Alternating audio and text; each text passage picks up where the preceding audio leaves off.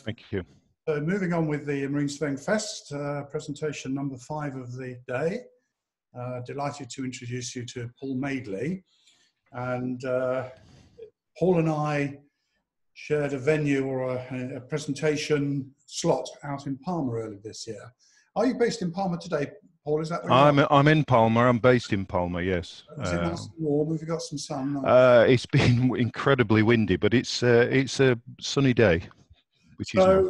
What I liked about Paul's presentation, which is why I've invited to come and speak to you today, is he makes the subject of electrics seem interesting and at times even amusing, I might say, Paul.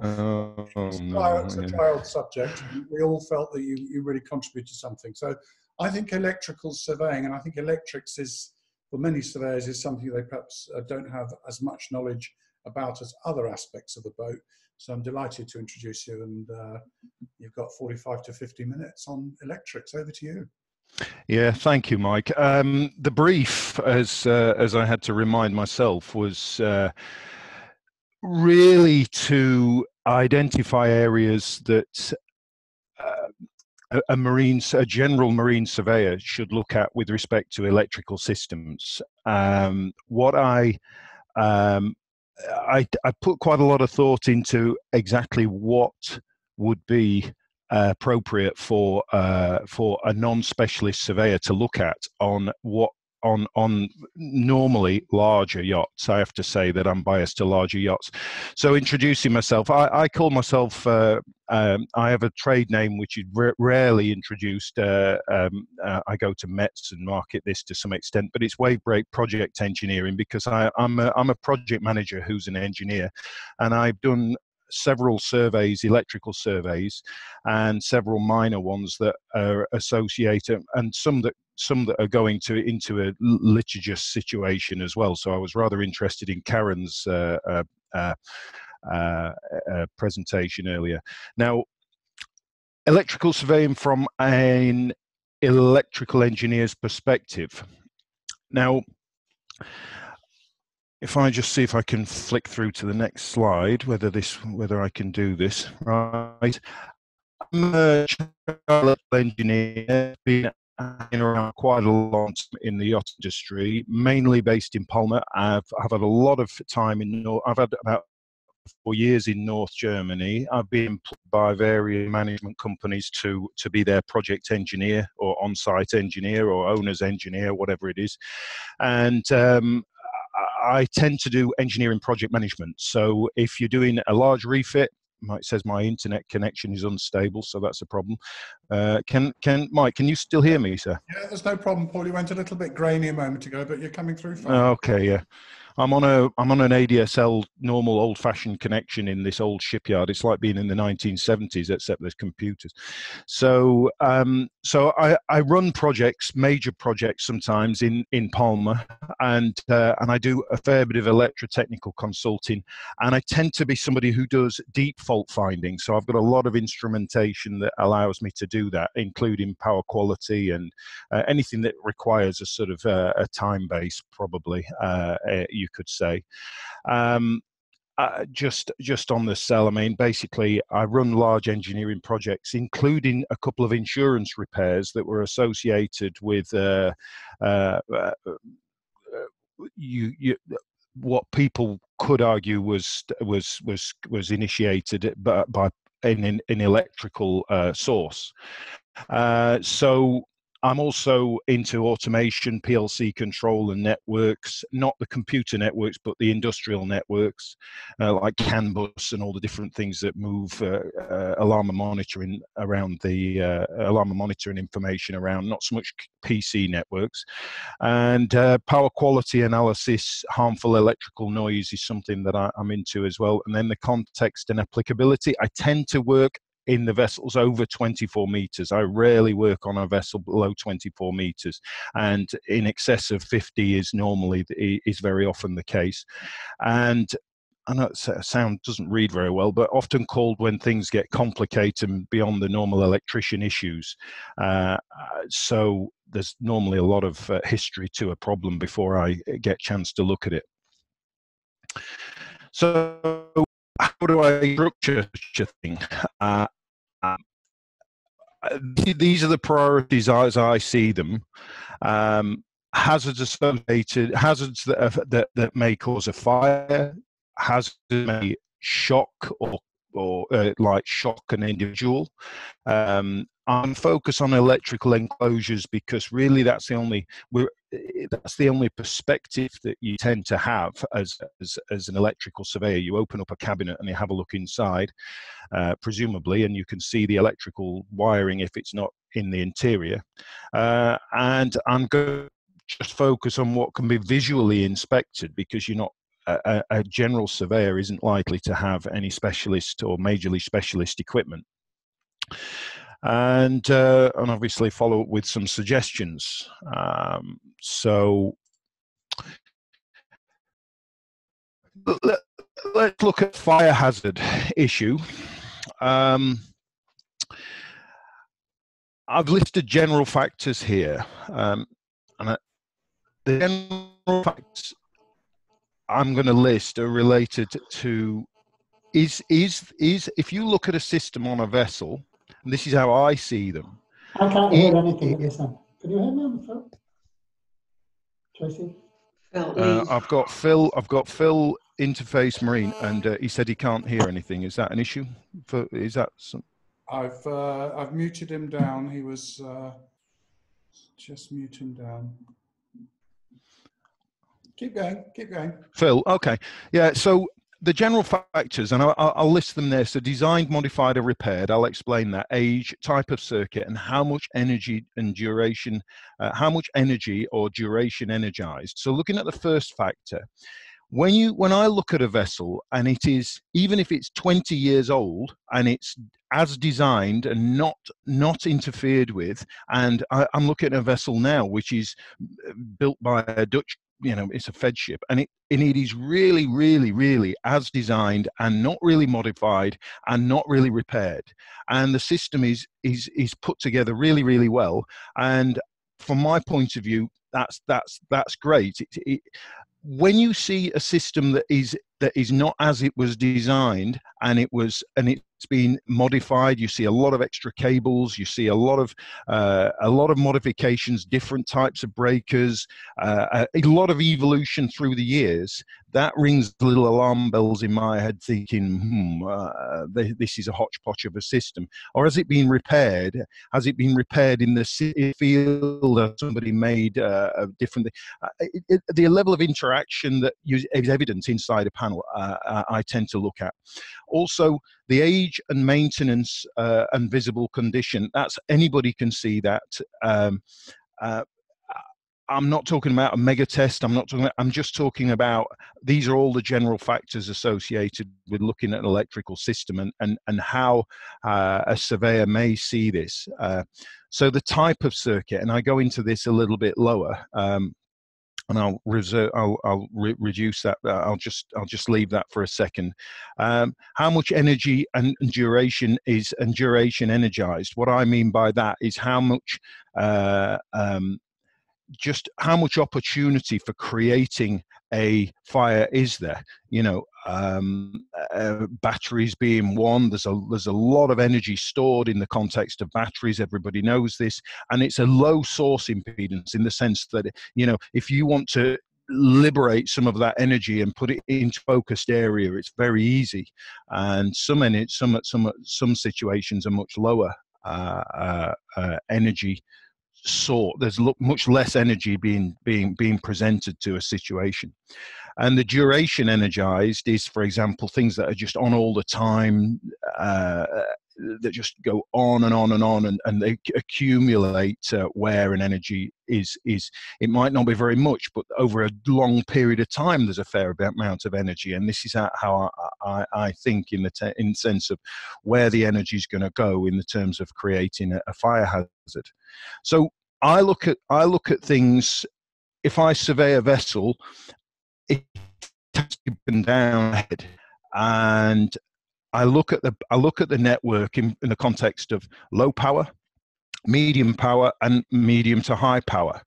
And low power elements to it are obviously lamps, transformers, relays, fans, and just little pieces of equipment that tend to be not focused on because they're not chunky pieces of equipment, and they're not easily surveyable because they're just spread all over the vessel. Medium power, 1 to 10 kilowatt pumps, compressors, power supplies. This is how I break it down.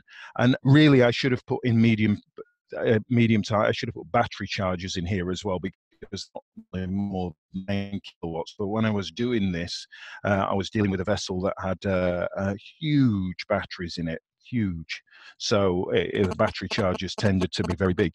And medium to high power, which is obviously the thrusters, the hydraulic power packs, the air conditioning, shore converters, transformers and generators, which tend to be much more looked after and much more visible and in the face of the agents of maintenance. It's the low power devices which I think should be of interest. So research at the time of a presentation last year, and I note that this source has vanished off the internet. I still have it. I saved it to my computer. There was an excellent article in the Boat US Marine Insurance Claim Files, and I read it again a couple of days ago. I mean, it really is excellent. It identifies the type of claims and from the point of view of what was the cause of the electrical fires. And obviously got unknown because they never quite worked out what it was. Other, I'm not sure what the fuel, other engine, AC electrical. There was a huge amount on the DC electrical. And as a result of that, I'm going to focus a little bit more on the DC electrical in this presentation. So the 16% other DC or low power, not often not low power, but sometimes they're very high into. These DC low power items are often overlooked. LED lighting, hidden drivers, and when I mean hidden, I mean really hidden. And I was just listening to Karen's presentation talking about whether you take panels off the wall or not to see these things is that's quite an issue to decide whether you're going to do that or not, and more of an issue than I'd realized actually before that presentation. But then I want to talk about incandescent lighting, which is a less of an issue now. Incandescent is being phased out, but incandescent, I mean a filament that is actually literally white hot. So, and I want to speak about dichroic and aluminium reflectors of particular lamps just as a particular instance. But if we look at the DC electrical system, what tends to start fires or start hotspots, let's say, is when you have a battery that is able to produce, a battery system which is able to produce a lot of current, and almost without any source. There's no issues with source. There's plenty of energy there. When you're talking AC electrical, there's lots of ways to break the electrical supply if there's a leak to earth. And I'm talking about devices which we have in our houses. But DC electrical is a little bit different, and I want to go into that. So I don't mind supplying this Boat US Marine Insurance Claim File if people can't find it on the internet. I don't know whether they'll have a problem with it, but I've named the source, so that's how I'm going to deal with it. So, from the obvious ones, from a marine surveying point of view, vibration chafing, I've called it. Also, vibrating on a vessel. There's progressively, as the years go by, and 2 decades is a long time for a piece of cable to exist in a boat, and this tends to be where even the smallest contact point tends to go straight through insulation, and obviously that's again, and the picture on the right is against wood, but it's very often against metal. That's not what caused it. That's been lifting that's just a picture of something that's been lifted off and shown. But the cables in the background show a sort of disarray, which I also rings alarm bells to me. And this source is super yachts that caught on fire, and why. I mean, I haven't checked that source in a year, so but it was another very interesting article. What I do not like to see, and is sometimes very often, if you open a battery compartment, if you're allowed to, and they're not that difficult to open up, I like to see a very, very clean area, which is very, where you can see that the nuts and bolts are clean, they're tight, and there's no other thing. In the bottom right picture, you'll see people picking up little supplies. Now, this particular one is not the master vault. Is not the master vault terminal. This particular one with the little curly wire that's floating around was just another supply picked up temporarily, I think, by somebody and forgotten about. But that is a totally unfused cable that just disappears into the loom somewhere. And for me, that's just ridiculously hazardous. But you can get things like that that need to be fused, which are like the master vault temperature sensors, and I accept that. But they need to be tucked away, run along the inside of the battery compartment and fused properly. But there are lots of areas where inside battery compartments there's a lot of compromised areas, and really I would like to see a non-vibration, some support around these cables to stop them moving around. This is in the battery compartments.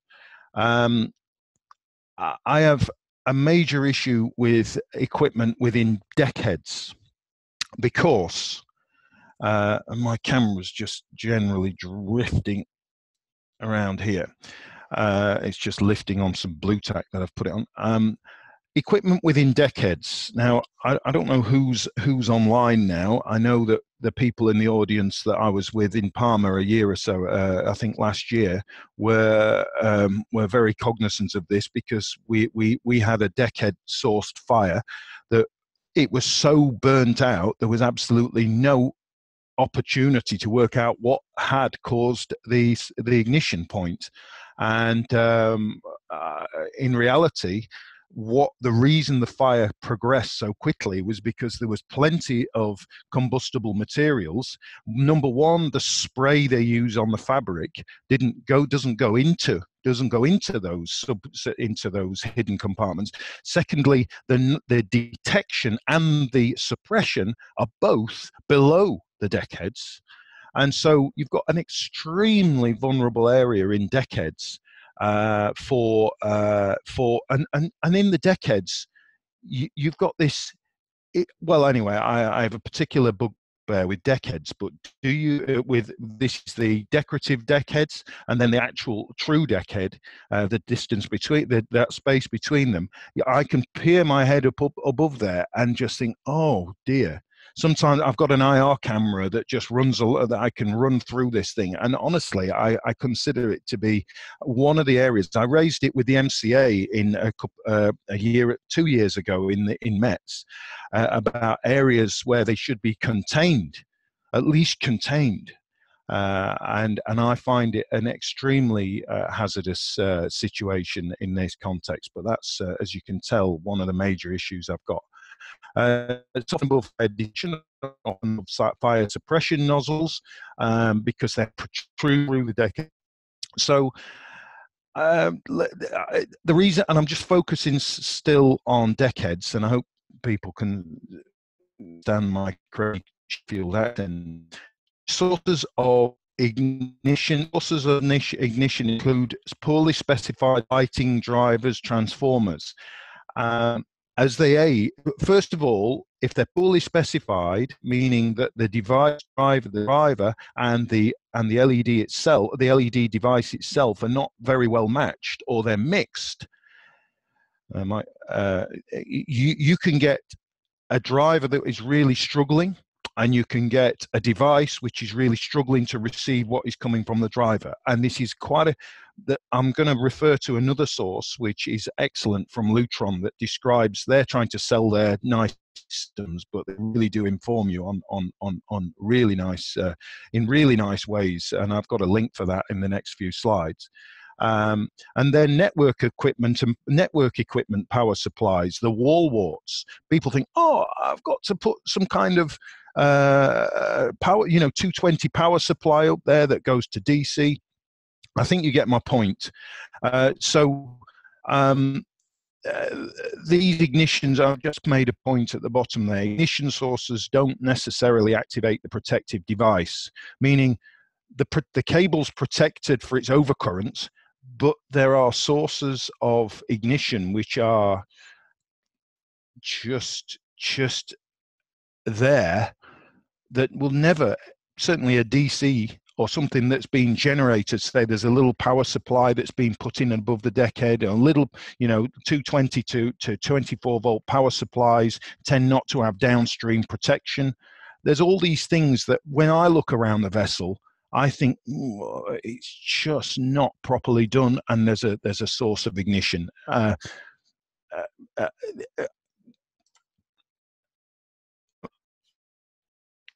If I was doing live, I would rather have a little bit of interaction here, because this presentation was dealing was live, but I'll go into a particular point, talking about the interface between the deckhead and the visible environment. And one of the issues here is replacement lamps.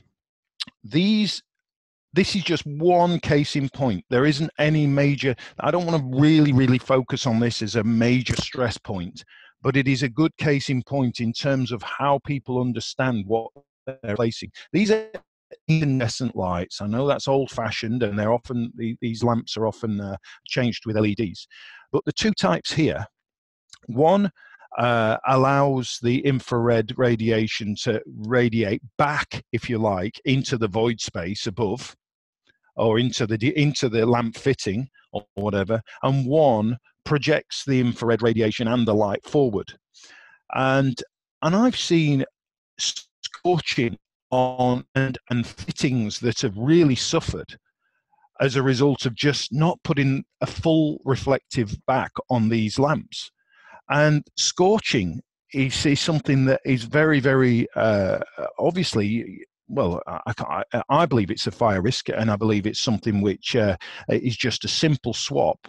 But I mean, I refer to this guy's John Ward. He's got the most amazing YouTube channel for electricians, but he focused on this. Those, by the way, those ones that don't project the infrared, the heat forward, tend to be used where there's a chance of damaging the exhibit. If for example, you've got a lovely model yacht in a little environment, you've got 4 incredibly bright lights that on it, then you don't want to overheat that particular, you don't want to project heat at it, and that's the only real reason you wouldn't project the heat forward. So that's halogen lights, but I think we're phasing out of that. But that's one little bugbear. Once remaining on the fire hazards, what time are we doing? So remaining on the fire hazards, driver compatibility. It's a huge subject. This slide tries to outline how many different ways there are, not so much the triangular wave, but how many different ways you can throw energy at a particular device. And without going into enormous detail, the black box you're using to control the intensity of a set of lights, whether they be LED or incandescent, is rather pivotal to how they respond and what they actually they might work instantaneously. This is one of the key problems. So, oh, it's working. but they may be under the black box itself. In this case, it's a little white box. I've given an example. They may be under a lot of duress inside, trying to cope with how many lamps have now been presented, what type of lamps have they been swapped, have the pieces been swapped. These devices vary in quality hugely. Obviously, the big brands are better, but they are in the decade, and they're just easily changed. People consider going out to Bauhaus or wherever, and in B&Q if we're in the UK or whatever, and just getting one of these devices or 10 of them and just fitting them. And from my point of view, it's an area of it's quite a big deal to and this is the Lutron link, Lutron educational training documents. I mean, relatively voluminous, but I have to say fascinating. Maybe I'm just a geek, but that's something where Lutron are trying to flog their high quality equipment and using the fear tactics to do it. But from my point of view, a properly designed system works, and a hodgepodge system is literally a hazard. That's my opinion. I wanted to put some shock and awe together, just for the point of it. I actually struggled to find pictures of failed drivers. They tend to get thrown away. So this is staying on fire hazards in drivers and supplies. Now, electrical and electronic control boards, again, my bugbear behind deckheads. I argued to the MCA that they should propose or encourage zones within the deckhead or behind the walls, the cosmetic walls, that do have detection and possibly suppression, or even the holes you can stick the fire extinguisher into and create a situation where it can be contain the fire. But the point being that these devices, after 10 years, 15 years, even the best ones, the capacitors are not the best. The capacitors are things that tend to fail on these things, which then stop the filtering, which then subject the rest of the electronics to the harshness of the of either the device that it's actually controlling, or the way the power is presented to the device in the first place. How the capacitors and how the protective circuits deal with the noise and the on-offness and the craziness and maybe even the atmosphere of a marine environment is not the same as in a house, and they do suffer. And these things are in a risky area, and it's okay. I'm focusing on it, but so failed capacitors or power ICs are often sources of ignition.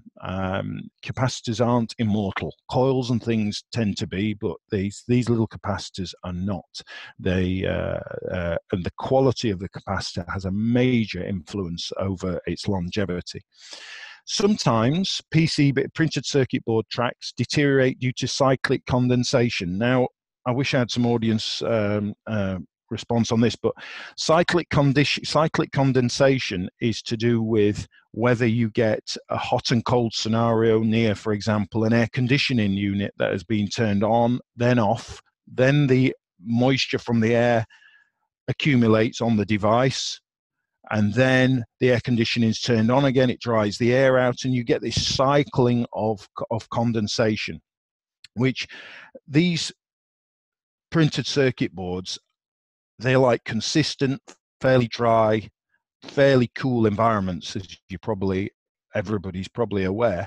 And certain areas are really, really, really not ideal for printed circuit boards that are associated with trying to drive relatively high power equipment like lights, and sometimes even the devices like the access points. But what can a surveyor take away from this? I mean, just referring back to the fire hazard thing. The way I look at this is it. I'll try and review it, but we go through what type of circuits, how much energy, where they are, what the age, what the overall sort of tidiness of the situation is a massive impact on the fire hazards. And I have bugbears, I'm afraid, which are the hidden chaotic areas behind cosmetics. How you get to them, I don't know. Shock hazards. Now, is there any? I can't see the text. There's no. Is there any? Let me just see what I've got here. Mike. Yeah. But Marcus has raised his hand. Marcus, I'm going to unmute you. I'm guessing you might want to make a comment. Yeah. I will try and do that. Lower hand. I've lost you. I've now lost my ability to see any comments or whatever. Is it? What's Marcus saying, Mike? I don't know. I can't unmute him for some reason, so he can't join the meeting. Marcus, you can obviously hear me. Do you want to send a message through chat, please? I struggle. I've got chatting for some reason. Do go on, please. Do go on. Okay.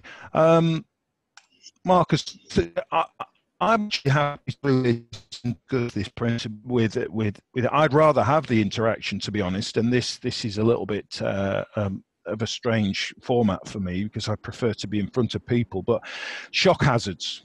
Before you do that, hang on, Marcus, you are now live. I think your microphone is live. If you've got a question, do you want to ask it, Marcus? Yeah, I mean, what you're discussing is extremely relevant to what I'm doing at the moment. I mean, I'm looking currently at a vessel which has got some major electrical issues on it, and it's had one fire already. So the things you're discussing... It's had what? It's had an incident. All right. Okay. Yeah. This is a massive subject, Marcus, but I'll bet you that it's I'll bet you it falls into one of maybe 3 or 4 categories, and that's a little bit of a statement from me. What are your thoughts? I mean, how?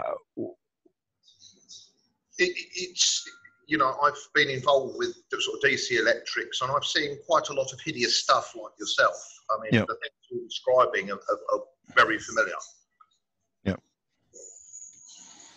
Okay. Well, I mean, it's having worked on 2 major insurance claims that were repairs. Both of them were in the context of circuit boards and issues that were hidden, and I can't really go into much detail on them. But that's where the vessel, ironically, that's where the vessel was rescuable, where it wasn't written off and didn't cause a whole marina fire. You know what I mean? You know, there's an envelope where they get to a point where they totally write the vessel off, and I only get introduced to those as a project engineer. But anyway, I'll move on to shock hazards now, because I do want to get to a point where the takeaways from this discussion are what can a general surveyor do in the context of electrical systems, and I've gone into fire hazards and my little bugbears initially, and I want to go, as I go through the presentation, I want to give some takeaways really, and this is a point. So shocks, and I've decided that shock hazards need to be separated out into what the owner or guests or non-technical crew are likely to find as a hazard, what technical crew are likely to endure as a hazard. That's what exposure do they get to being electrocuted, technicians, and all these different categories. You'll realize why well, probably everybody realizes why I'm not just identifying shock hazards in general, because and then the surveyors fishing around and working out. Now the reason is because the risk profile is actually different depending on who you are, clearly, and what I want to go through is, and I'm going to be very careful with time here. What by live terminal hazards? What I mean by residual current or ground these interrupters, these GFI is the American version of the residual current breaker, where it tests the difference between what current is going in and what current is coming out, and the rest of it must, if there's any difference, it must have gone somewhere, got through leak or through, and this is what I'm trying to detect and break the circuit for. So grounding, and what I'm suggesting there is how is the potential between where the person, if for example somebody's in a bathroom and they're touching something and they touch something else, is there a potential between? Or in a galley, is there a potential between? Because obviously trying to stop current going through the person. And then basic precautions for people, for example, in front of a switchboard, obviously an insulating floor mat and lockout procedures. Now, these are different elements of who's going to be exposed to these risks. I just want to draw attention to what the definitions of the International Electrotechnical Commission term as low voltage. Low voltage and extra low voltage. Now, low voltage is in AC up to 1,000 volts, which is considerably, obviously, more than even the 400 volts of three-phase. And in DC terms, they consider it 1,500 volts. I mean, that's not low. That's from our point of view. That we only deal with low voltage systems, and the argument, the strange thing is that all the equipment is built and made to low voltage parameters, and you have to be just mindful what is considered low voltage, and what is extra low voltage is less than 50 volts, obviously, which is something which, in a DC terms, is less than 120 volts. So obviously we're dealing with 24 volts. We're not even dealing with 48 like on trucks. But in some hybrid installations, depending on the charge state of the battery, there's a DC bus which is somewhere hovering around very, very often 700 volts DC, and that's still considered low voltage. And yet that would be well, you'd just die touching that. There's no question if there was a good circuit to earth through your body. Just looking at the tech crews, so that's the engineer, the engineer, sometimes the combined crew where it's deck engineer people. The design of the systems, the design of the equipment, and the way things are protected is something which has a very definite. I put these diagrams on here because I want to show how when you design a product and when you design things, you have to think in terms of what is actually touchable. And this is this EN 5274 protection against unintentional contact. Now, if I open a switchboard and it's blatantly not got any polycarbonate on it, and it's absolutely exposed, I consider that a high hazard area. And things, as vessels age, the protection tends to be taken off because the engineers want to go in and deal with faults and things. And if you're surveying a vessel, I would actually argue that things should be put back on. And I've made various comments in reports associated with the hazard, and there is a gung ho kind of attitude with some yacht engineers, and I'm just making the point there are standards to adhere to for the first install. So It's a little bit of an side in the sense that issues that can't be seen on general survey. You may recommend an insulation resistant testing. If you see a vessel which is like 10 plus years old, obviously the classification society want a thorough mega test every 10 years, I think it is. Certainly it's over 10 years, every 5 years, and I can't remember what the exact wording is, but if it's 10 years, they'll do a very thorough mega test. And that is to do with the deterioration of the cabling and any other installation. You can't do that, but you can look at it and say, okay, well, I recommend that as an insulation test. Mega testing is because it's Megome, and it's also Mega, the company, like made these instruments in the past. But power quality issues. Now, this is a service I sell, which is related to, and several other companies sell it, in the sense that what they do is, if, for example, you've got a lot of inverted supplies, or you've got a lot of loads which are not linear, meaning they take the current and portions of the waveform of the AC supply, then depending on certain parameters associated with the generation of the supply, all these things, you can create a very, very noisy scenario within the electrical net on the boat. And it causes exposure of all sorts of things to that you wouldn't expect. There's a noise happening. Am I being summoned in any way? No, it's all right. Someone's come online with their microphone unmuted. I'll go and dig it out. It's like a whack-a-mole. What? All right. So I want to see. When I look on board, I think, is there a timeline? What is the timeline? What is the age of the vessel? Is this an initial install? You know, is it a modification that's been done really professionally? Is there a drawing change around local technicians? These typical chain of events, you can't see. There is evidence in front of you. I hope my internet connection holds out. The point I'm trying to make here is that I wouldn't expect a surveyor to be able to go in with specialist equipment and do this, a general surveyor, which is the target audience of this presentation. However, I'm hoping there's some questions, and now we're at 11:40, so sorry, 10:40 UK time.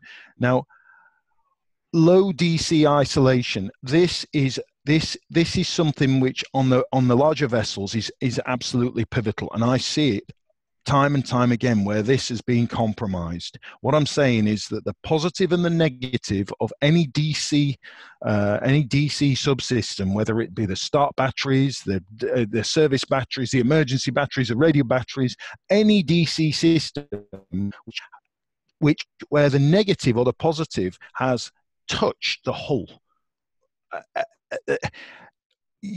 The idea is that you take away the opportunity to create a circuit. So if the positive and the negative of any of those DC systems is not touching the hull, then if in any other instance there's a touch on the hull, you do not get current flow.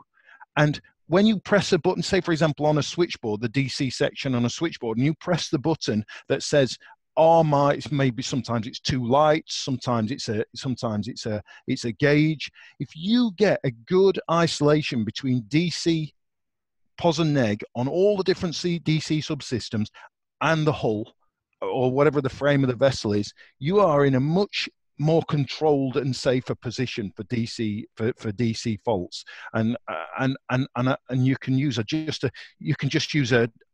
24-volt lamp just to see whether you get a lamp lighting against the ship's earth and a DC supply. And what I'm suggesting is actually the surveyor can see that, and the surveyor can press the button and see that and pick out that and say, no, you haven't controlled the DC to hull resistance. You haven't isolated sufficiently, and you are inviting problems.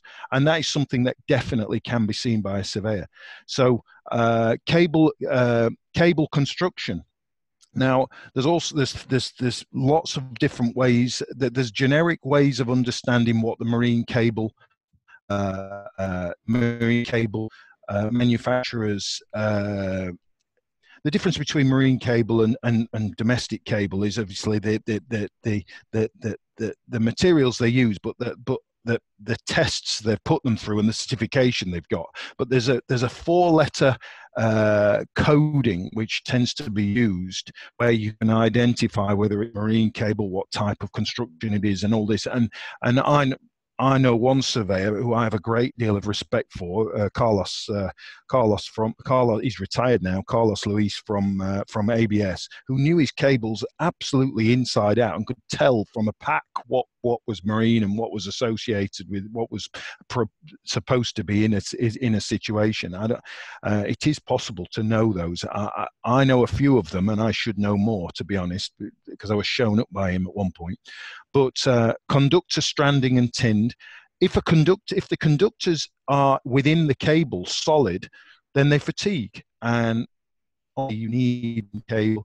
Tinned meaning that you create a situation where it's difficult for the copper to turn black and to go into a horrible, messy situation where it just disappears in the cable that goes miles. An insulation type. Okay, that's for the marine environment. In the engine room, there's lots and lots of criteria. It's two cable construction itself. And I look at the cables from the point of view of power, control and sensing, which is obviously more to do with the alarm and monitoring system. Data, is it close to the power line? Is it close to the power cables? And radio frequency, which tends to be coaxial. Right, so you can see degradation, you can see whether a neat installation, you can see whether it's a higgledy-piggledy mess. I think it's possible for a general surveyor to identify whether the electrical system is appropriate. There's somebody singing in the background there. So I think cable support system. If the cable looks well supported and can't move in relation to its support system, that's obviously better. In a lot of situations, it's not. I'm going to mention at the end of the cables, the emphasis on a proper tool, the emphasis, these Wago connectors that hold on to that keep a spring force on the connection, in my opinion, very good. But it's amazing how many, it's not Wago itself. I know that some good ones as well, but the ones that in a marine environment where the cable is trapped under a spring force is often better than a screw terminal, because of the cycling of the heat tends to loosen the bond of the screw terminal. And you can actually, with preventative maintenance, sometimes it's recommended to go and tighten up all the connections on a dead switchboard, certainly after the first year or so, to make sure everything's sorted. But that's not necessarily with one of these spring clamp. That I like them. They're very, very common and very popular, and they're very good. But you can get so many Chinese copies of these connections, and they are awful. I've got a set of blade fuses which I refuse to chuck away, because they say they've got the different colours. The blade fuses tend not to be used in marine environment, but I've got a set of fuses which are all the same metal content inside, and the ratings on the are just, anyway. They are so cheeky, the Chinese, in that respect. It's incredible, and that is one area you can see in connections. Cabinets are now 1140. So cabinets. If you open a cabinet, and I don't know what the rules are for opening a cabinet, depending on your terms of reference, but sometimes the act of opening a cabinet like that could possibly cause a fault. And I won't mention which vessel this was, but when we took it apart, it was obviously checked. because it was overloaded in the area associated with the Blue Arrow. But who knew? Because you just see anything, because the cable density was too high, and that in itself is a comment-worthy aspect. And it was on a wooden background, but this was a vessel built 30 odd years ago. So these are my bugbears here: undocumented junction boxes. I deeply struggle with those because they are thin fault, and you cannot look at the sketch, schematic, and work out what's going on. This was under a passerelle full of water, but that's less of an issue. That's a functional issue. But incredibly dark, multiply crazily changed. I mean, for me, I don't know whether maybe it's for a small discussion after. Do you recommend of certain cabs, because these are just inaccessible, inexcusable pieces of horror that I've seen on several vessels? And I open the cabinet as a technician, open the cabinet and close them again, and just right, okay, I'm not going in there. Typical issues: water ingress, overstuffed conduits. They haven't planned the cable in, or it's gone too much. Messy cabinet wiring, I absolutely loathe it. Wrong supplies, people picking up negatives from two different sources of negative supply. The device works, but it compromises. This is what I've seen, but you can't really. When it's messy and you cannot see where they've picked up the different positives and negatives of a DC circuit, it's almost as though, well, I just can't deal. I just cannot fault find things like that. And when you're surveying a vessel and saying, okay, there's to the new owner, and then they get these massive bills because the technician coming in cannot work out what the hell's wrong with a given situation, then I think that is a contributory factor to whether the surveyor should identify or at least flag up the issues that could come to the new owner of a vessel. I don't like mysterious additional circuits, and I loathe, this is my personal opinion, connections within conduits like this. You pull off the conduit and you find a connection with obscure cabling, and it's just too difficult to fault find. It's too difficult to see what's going on. These are things which obviously you've had to take off the conduit. Inappropriate cable protection. Let's say I have to jump forward here. Segregation issues. The standards associated with DC and AC segregation I want to go into. Overridden cabinet isolation switch. All these things are, so you can read these yourself on the electrical cabinets. And documentation, marking of equipped. I personally feel that where a supplier has presented a piece of equipment which doesn't have the equipment, where the cables are identified themselves, and I can go into that in some detail because it's too difficult to fault find, very, very difficult, causing bigger bills for future prospective owners of vessels. You can survey the electrical documentation. You can have a look at it. Does it make sense? Spot check it against something. That's another thing that a general surveyor can do. Is it coherent? Is it relevant? Is it soggy, wet in the bottom of a drawer? I have an issue with cable marking, clarity, logic, and scheme. I personally feel a cable should be identified, and not if, for example, you identify a cable and not where it's connected. So terminal number 6 on a particular item, and it's got, and on one end of the cable, it's got a 6 rather than the cable ID. I find that it's useful for people putting the cable back onto the device, but it is not useful for fault finding. And that causes me as somebody who goes in to solve a problem, a lot of time, which is obviously I try and charge the owner for, but find it difficult to do so sometimes. This is the good news bit. This is what cabinets should look like, of course.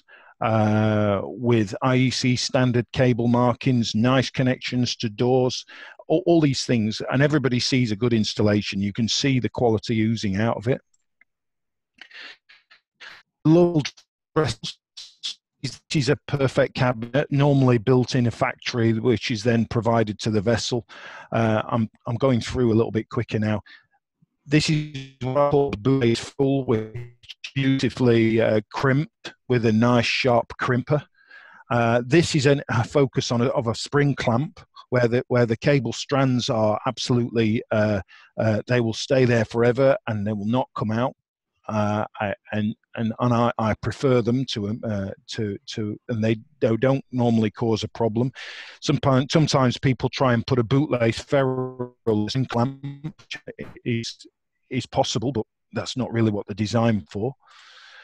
So typical hazard areas, exterior deckheads, often in a rush in the final install, inappropriate lighting, often inadequate mixing supplies, fire detection and suppression below the hazard area, daily temperature cycling of air-conditioned room, deck and wet locker areas, obviously outlets.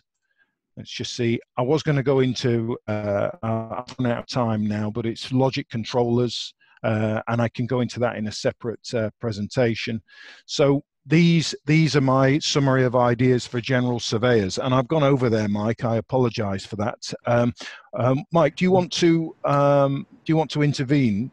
I'd love you to just run through that slide, and I know Nigel's online. I'm sure Nigel won't mind waiting a couple of minutes.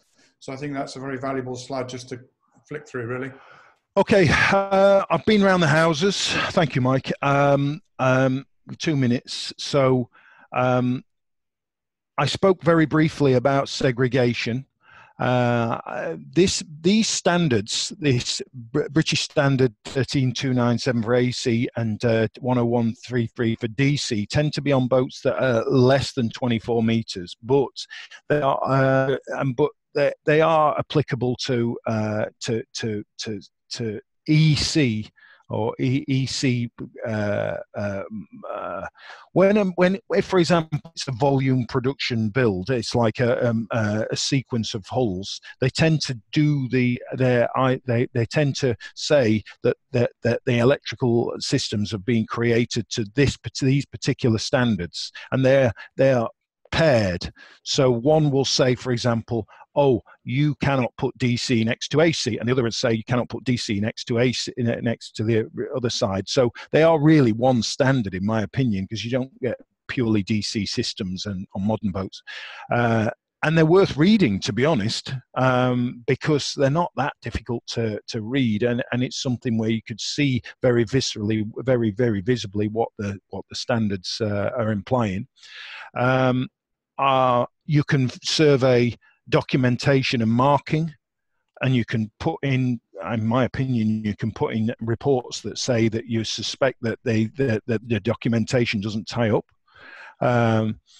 I personally, if I was allocating time, would focus on the DC side and certainly the batteries, and because it's purely based on statistics, and I'd look for chafing, and I'd look for loose cables. And cable support and conduits, I mean, when they're overstuffed or hanging loose, or honestly, it's just, I find it something that the surveyors should pick up on and say, look, it's going to be difficult to make any mods and all this.